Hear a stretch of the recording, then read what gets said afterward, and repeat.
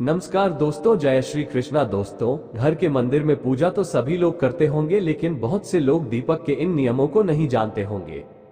दीपक को आप भगवान का नाम लेकर जलाते हैं दोस्तों, कहीं वो दीपक कुछ गलत संकेत तो नहीं दे रहा है? आपके दीपक की बाती पूरी जल जाती है या फिर उसमें घी और आंधी जली बाती बच जाती है, और कहीं आपके दीपक की बाती पर फूल तो नहीं बनता है? और दीपक की बाती पर फूल बन जाने का क्या मतलब होता है? तो क्या आप जानते हैं कि दीपक की बाती का पूरा जल जाना और बढ़ जाना क्या संकेत देता है? जी हाँ दोस्तों, कहीं आपके जीवन की परेशानियों की वजह आपके जलाए दीपक से तो नहीं जुड़ी है। आप पहले से जले हुए दीपक में तो बाती नहीं जलाते हैं। और दोस्तों, क्या आप भी बार बार एक ही दीपक में तो बाती नहीं जलाते हैं?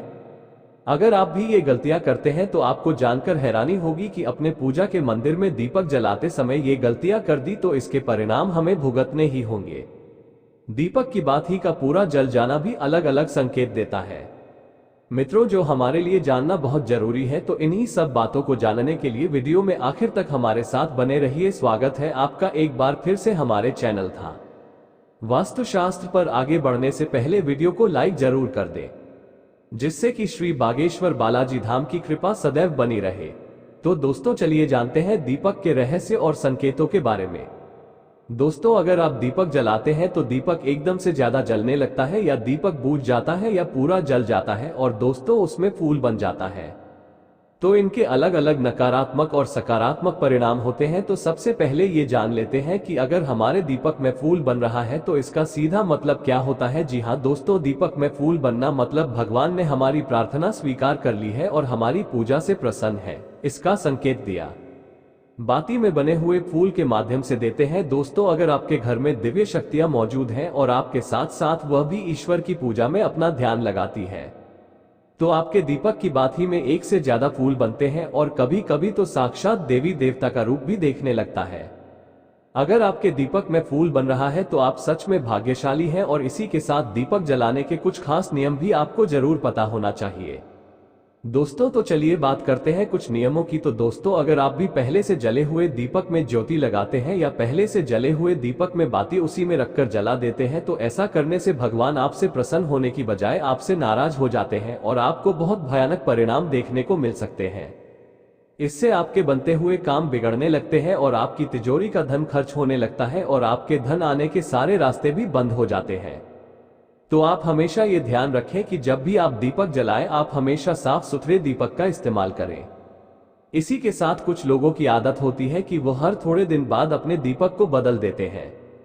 तो इस प्रकार गुरु जी का कहना है कि अगर आप इस दीपक में पूजा करते हैं तो आपको उस दीपक को बदलना नहीं चाहिए, क्योंकि मित्रों, बार बार भगवान के सामने उसी दीपक में ज्योति लगती है तो वह दीपक सिद्ध हो जाता है और उसमें सभी देवी देवताओं की शक्ति भी आ जाती है। और साथ ही आप जब भी दीपक जलाते हैं तो आपका तन और मन दोनों पवित्र हो जाता है। तो आप हर रोज उस दीपक को साफ कीजिए, फिर उसमें बाती रखकर जलाए।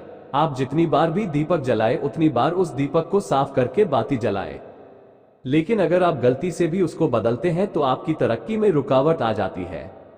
दोस्तों, गुरुजी का कहना है कि आप अपने दीपक को कभी मत बदल लिए। लगातार 10 साल 20 साल तक आप उसी दीपक में दीपक जलाए और अपने दीपक को सिद्ध हो जाने दीजिए। और दोस्तों, अगर आपको इस दीपक का चमत्कार भी देखना है तो आपके घर में कोई रोगी या बीमारी है या कोई लंबे समय से बीमार रहता है, तो आपको क्या करना है कि इस दीपक को पानी में थोड़ा गंगा जल मिलाकर डाल दीजिए और दीपक को बाहर निकाल दीजिए। उसके बाद उस पानी को रोगी व्यक्ति को पिला दीजिए। तो इससे क्या होगा कि वो रोगी व्यक्ति ठीक हो जाएगा और साथ ही वो चलने फिरने लगेगा।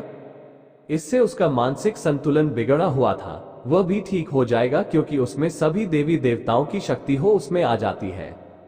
तो चलिए अब बात करते दूसरे उपाय की। अगर आपके घर में किसी को बार बार नजर लगती हो या उसको कोई बुरी नजर लगी हुई हो, साथ ही आपके व्यापार को भी किसी की नजर लगी हो, आपका धंधा अच्छे से नहीं चल रहा हो, तो भी आप इस दीपक को तांबे के बर्तन में पानी में भिगोकर डाल दीजिए। रात भर के लिए छोड़ दीजिए। अगले दिन सुबह पानी का छिड़काव अपने पूरे घर में और अपनी दुकान में कीजिए। ऐसा करने से आपको अच्छे परिणाम दिखाई देंगे, क्योंकि जब हम लगातार एक ही वस्तु का प्रयोग अपनी पूजा में करते हैं तो वह वस्तु शुद्ध हो जाती है। भगवान की पूजा होती है, वह भी उस वस्तु में समा जाती है।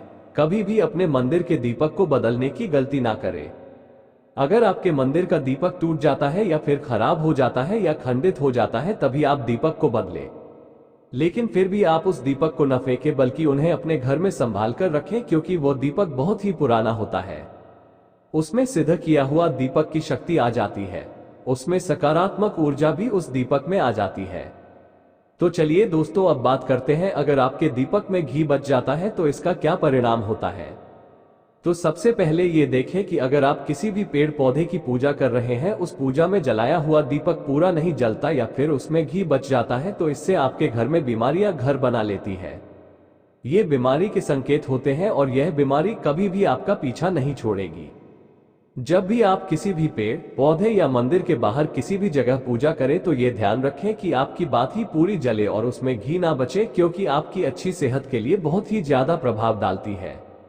और वही दोस्तों, अगर आपके घर के मंदिर में दीपक की बात ही पूरी नहीं जलती या पूजा करते समय दीपक बार बार बुझ जाता है, तो ये जरूर आपके घर में नकारात्मक ऊर्जा का वास है और वह आपकी पूजा में विघ्न डालने की कोशिश कर रही है, क्योंकि आपके घर में नकारात्मक शक्तियां का वास हो चुका है। और उसको सकारात्मक शक्तियों में बदलने के लिए आपको क्या करना होगा?